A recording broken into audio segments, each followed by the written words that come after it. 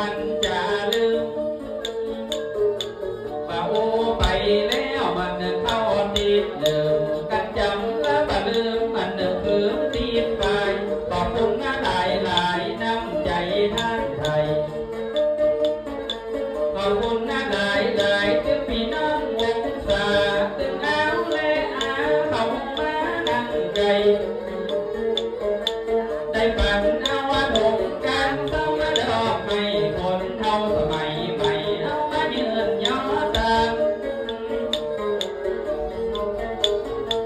ว่าอันนี้แท้ก้อยคือก้อยสางเป็นตำนานเธอพาลำดับมาลำดาด้วยกันเจ้าเจ้าเท่าสาไม่ไม่เท่าสาไม่เก่าจำสอนบ้านเจ้าก็จะเล่าปันไปให้บ้านยายบอกไปเตื้อหน่อยเท่าสาไม่เก่าก็หน้าอ่อนหน่อยอย่าบอกลูกน้อยคือแม่สีคำเขาสมัยใหม่ยิ้มตามในยิ้มต้อย่ามา